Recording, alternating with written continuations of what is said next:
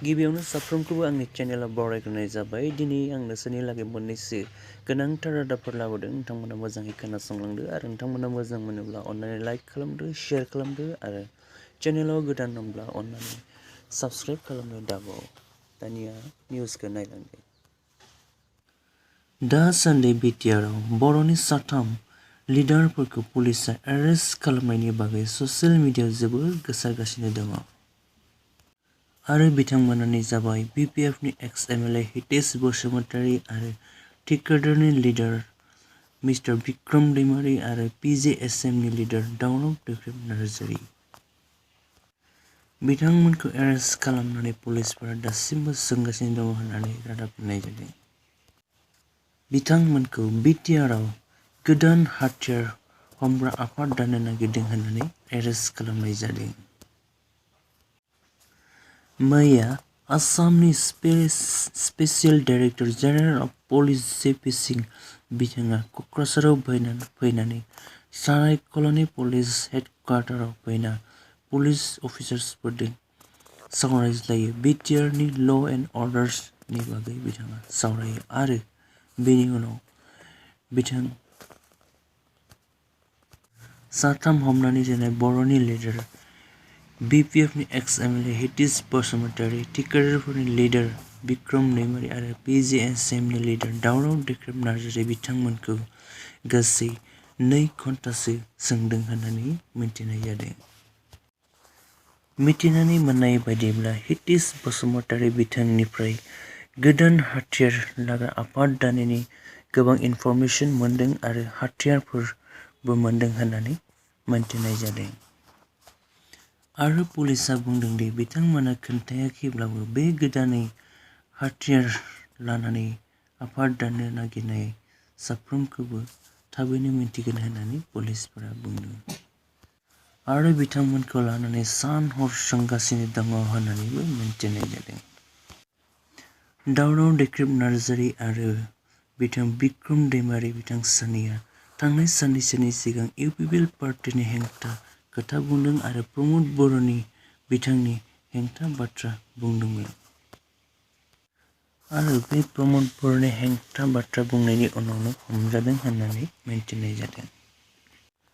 आरो बिथां BTRनि EM रेवरिया नार्जारी बिथाङा थिकादारनि लिडार बिक्रम दैमारी बिथाङा थांनाय साननैसोनि सिगां BTR गभर्नमेन्टनि एगेन्स्ट बुंनायनि बागै बिथाङा बुंदों दि बिक्रम दैमारी बिथाङा बुंदोंमोन दि सनितपुरनि मानसिफोरा प्रमद बर'नि बिखायाव गुलि गावनो थियार जानानै दङ होननानै बिथाङा बुंदोंमोन। आरो बे बुंनाया गाज्रि जादों, बेनिखायनो बिथाङा हमजादों होननानै बिथाङा रेवरिया नार्जारी बिथाङा बुंदों। आरो बिथां रेवरिया नार्जारी बिथाङा बुंदों दि बिथांमोना जेबो दाय गैयाब्ला बिथांमोनखौ एगारनांगौ होननानै बिथाङा बुंदों। आरो बिथाङा बेखौबो बुंबावदों दि बिथांमोना सोरनि फाव फान्दायनायाव हमजादों बेखौ दासिमबो मिन्थिथ'वाखै होनना बिथाङा फोरमायथिदों।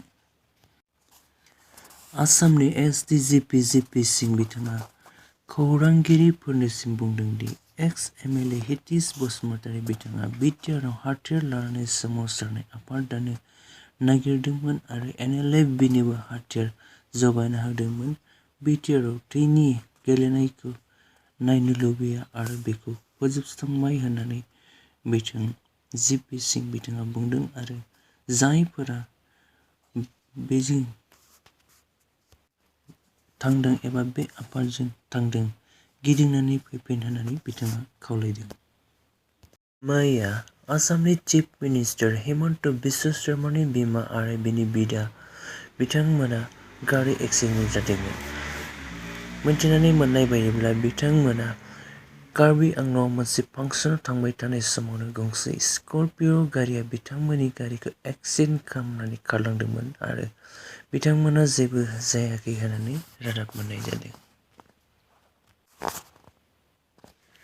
बेंगालुरुनि लुबाय थानाय गंसे मेट्र'नि खुन्थिया गोग्लैनानै सासे बिमा आरो बिनि बिसा 2.5 बोसोर बैसोनि गथ'आ जिउ गोमादों होननानै रादाब मोननाय जादों आरो बिनि बिफाया गोबारै जखम जादों होनना मिथिनाय जादों। मिथिनानै मोननाय बायदिब्ला बिथांमोना बाइकजों थांदोंमोन। बे समावनो खुन्थिया गोग्लैनानै जाब्रबथाय जादों होननानै रादाब मोननाय जादों। मैया जिअ' 5Gखौ आसामावबो बेखेवजेनबाय होननानै मिथिनाय जादों आरो बियो दासान्दि गुवाहाटियावल' सोलिगोन आरो बेनि उनाव मोनफ्रोमबो जायगायावनो जागोन होननानै मिथिनाय जादों। रासिया आरो इउक्रेननि दावहाया दासिमबो जोबनानै थाङाखै।